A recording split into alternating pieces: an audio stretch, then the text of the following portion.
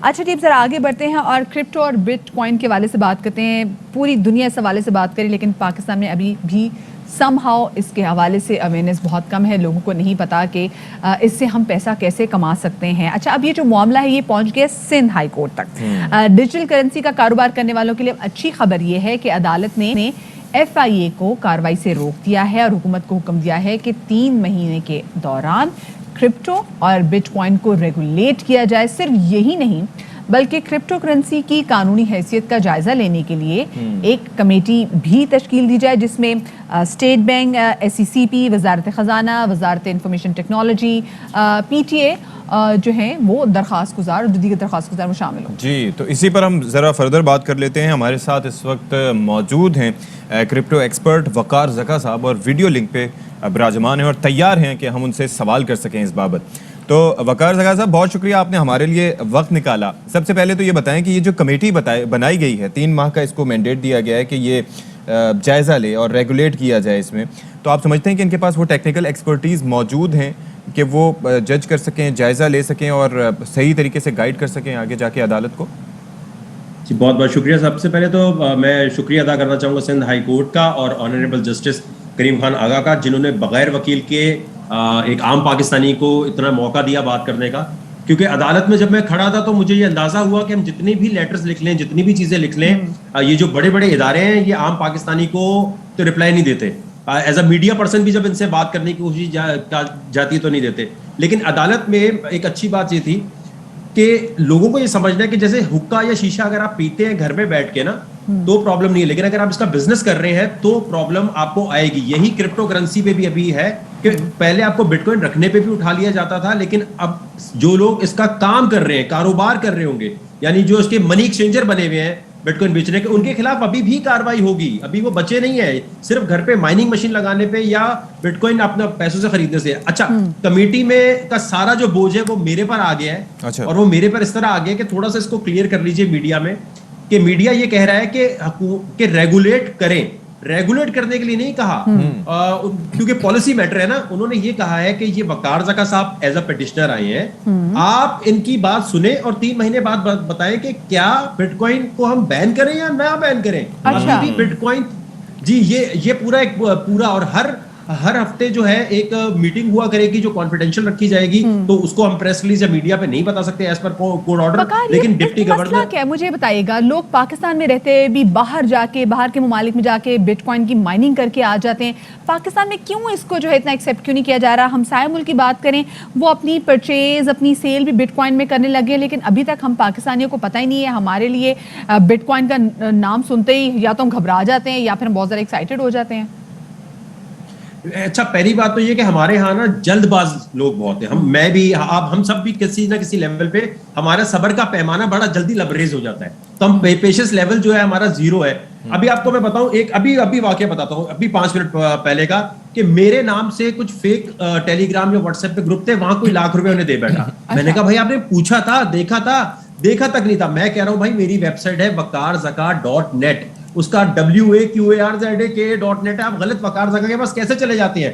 तो यहाँ पर लोगों को जल्दबाजी बड़ी है। वो कहते हैं मैं एक रात में मलिक रियाज बन जाऊं, एक रात में मैं सलमान इकबाल बन जाऊं।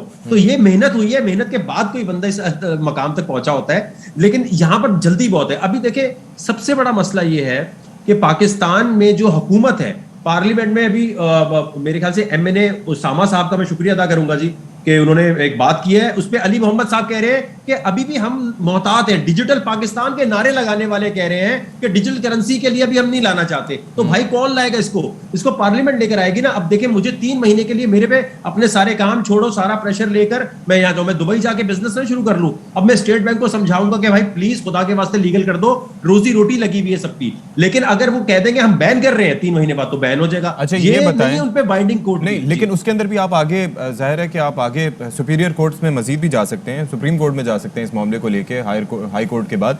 अब ये बताएं कि ये जो सिलसिला है इस वक्त माइनिंग पे, जो लोग घर पे माइनिंग करने का सोच रहे थे या इस तरीके से, वो पाबंदी है इस पे, सब बैन है?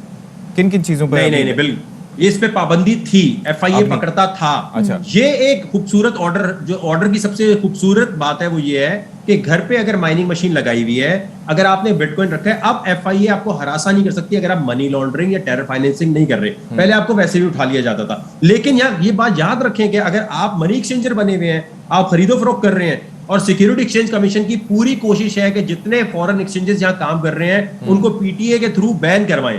अगर ये पबजी की तरह बैन हुआ तो मैंने अदालत में भी ये बात बोली है कि यहाँ पर लोगों का पैसा लगा हुआ है, कोई पबजी गेम नहीं है जिसको आप बंद करेंगे तो लोगों का नुकसान नहीं होगा। यहाँ तो लोगों का फाइनेंशियल बहुत बड़ा नुकसान हो जाएगा। अच्छा, लोग इंटरनेशनल एक्सचेंजेस से पूछ रहे होते हैं कि क्या बैन तो नहीं हो रहे पाकिस्तान में? अरे भाई, उनको क्या पता होगा? आपको पीटीए से पूछ रहे हैं, सिक्योरिटी एक्सचेंज कमीशन से पूछ रहे हैं। तो मैं रिक्वेस्ट करूंगा आला हुकाम से, अगर आपने पाबंदी लगानी भी हो तो 90 दिन का कम से कम टाइम दीजिए, फंड निकाल सके अपने। सही, बिल्कुल, ताकि लोगों का पैसा जो है जो बहुत बड़ी तादाद में इस पे लगा हुआ फंसा ना हो। अच्छा, मुझे बताएं, अब तो हमने देखा कि डिजिटल करेंसी की जो बाज़ है वो तो कौमी असम्बली तक भी पहुंची है, लेकिन साहब हमने देखा है कि वफाकी वज़ीर अली मोहम्मद खान साहब ने इसकी मुखालिफत भी की है। सो आप वक़ार इस मुखालिफत का क्या जवाब देंगे? मैं यही तो कह रहा हूं कि आप ये खुद सोचिए, डिजिटल पाकिस्तान का नारा लगाने वाले डिजिटल करेंसी के खिलाफ कैसे हो सकते हैं? यानी इनको पता ही नहीं है, नॉलेज ही नहीं है। अगर कोई ये कहता है, ये वो अली मोहम्मद खान साहब कह रहे हैं बहुत नई चीज है। अरे कितनी नई चीज है, इंडिया ने अडॉप्ट कर लिया, बांग्लादेश हर जगह दुनिया भर में चल रहा है। और सबसे बड़ी बात है, ये बापर्दा खवातीन के लिए बिगेस्ट अपॉर्चुनिटी है घर पे बैठ के पैसे कमाने की। मैं हैरान था कि एमक्यूएम के एक साहब फरमा रहे हैं, अगर मैं गलत नहीं हूं, उसामा साहब फरमा रहे हैं कि लीगल होना चाहिए। यहाँ पर एनआईटी यूनिवर्सिटी के लोगों ने जो टैनअप बनाया हुआ उसको आप एक्सेप्ट करें एक्सचेंज को। वो यह कि अली मोहम्मद कह रहे हैं अभी हम सोचेंगे, इस पे देखेंगे। भाई, इससे बड़ी राइस एक्सपोर्ट इतना पैसा नहीं ला सकती इस वक्त, कोई भी इंडस्ट्री इतना पैसा नहीं ला सकती जितना अगर पाकिस्तान को, मैं कह रहा हूं, क्रिप्टो करेंसी। वकार साहब, आपको क्या लगता है कि ये क्या basically it's a high tech game जिसकी अभी अंडरस्टैंडिंग नहीं है हमारे पॉलिटिशियंस में, इसकी वजह से, या हमारे इदारों में, कि इसकी वजह से वो घबराहट का शिकार हैं? और दूसरा ये है कि ये जो कमेटी बनाई गई है जिसका आप भी हिस्सा हैं एज पिटिशनर, तो आपको लगता है कि वहाँ पर भी आपको टफ टाइम मिलने वाला है इन इदारों के लोगों को समझाने में, अपनी बात पहुँचाने में?